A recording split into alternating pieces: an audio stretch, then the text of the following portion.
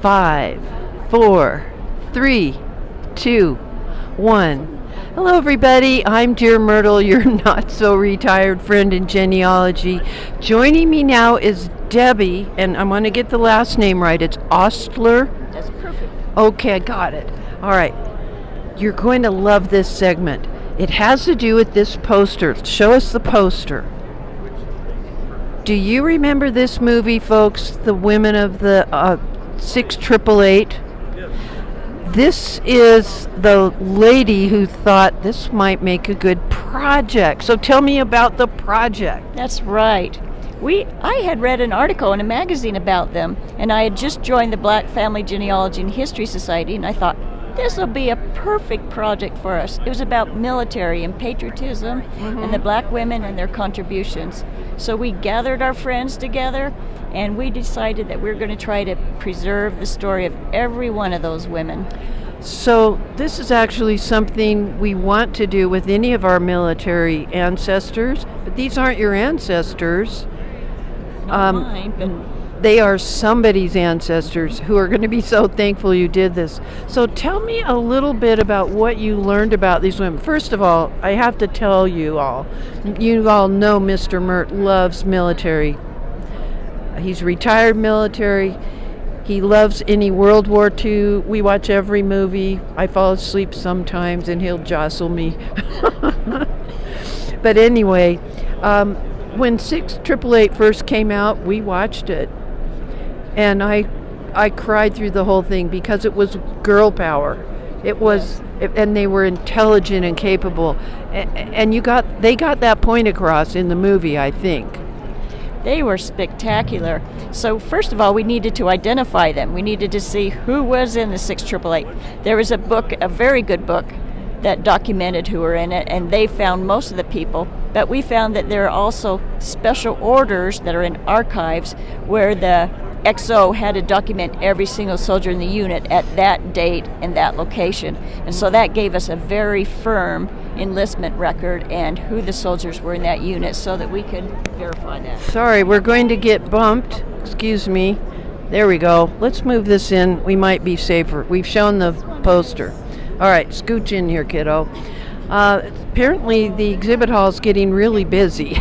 We are right here in the middle of the RootsTech 2026 exhibit hall. All right, so the story goes, explain in a couple of sentences, what did the women of the 6888 do with the mail? And it's MAIL. Yes, that's right.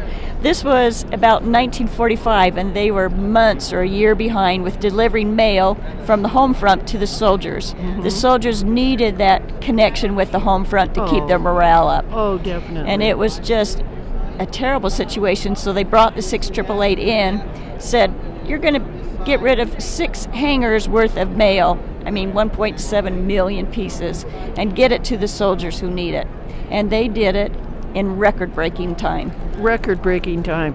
I remember they always dramatize things for Hollywood, but there was a little repartee back and forth between the lady that was in charge of the women of the 6888 and her commanding officer, and he said, I don't think you can really do this.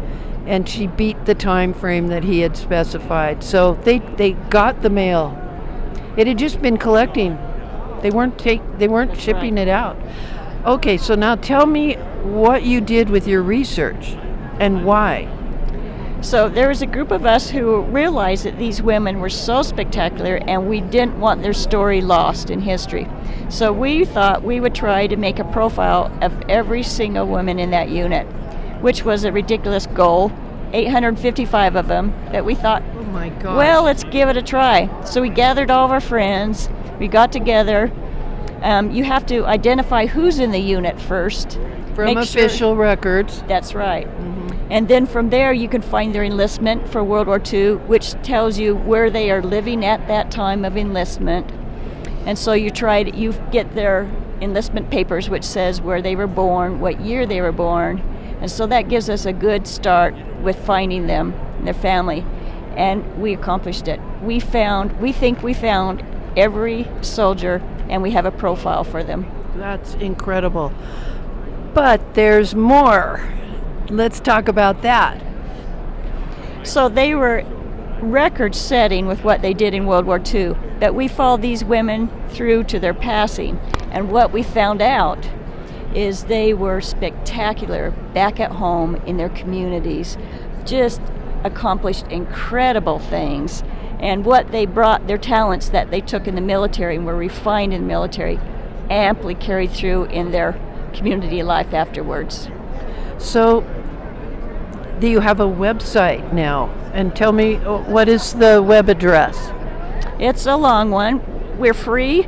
We didn't have any budgets. It's sites.google.com. Yes.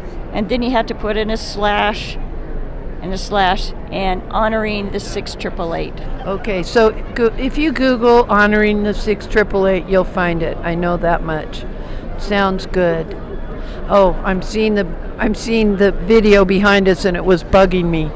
We got a lot of noise going on in here, don't we? It's a busy place right now. I know. Okay, so if you want to look at what can be accomplished, I think you were guided. I honestly do, because that was a phenomenal task to identify and honor these women. And that's something that we could do even in a small scale.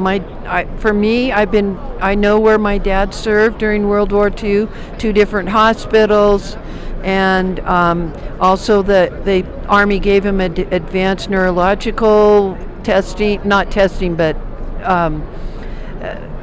education so that he could do his job for the Army. And if each of us do that, I don't have 850 some odd people in my ancestry, but I'm glad you and your friends did this. Thank you, Debbie, so much for telling me about your project. Thank you. Okay. See you around. Okay, nothing left to say, folks, but I'm Dear Myrtle, your not-so-retired friend in genealogy. Look who I get to meet here at RootsTech. I love it. Happy family tree climbing, everybody. That's a wrap.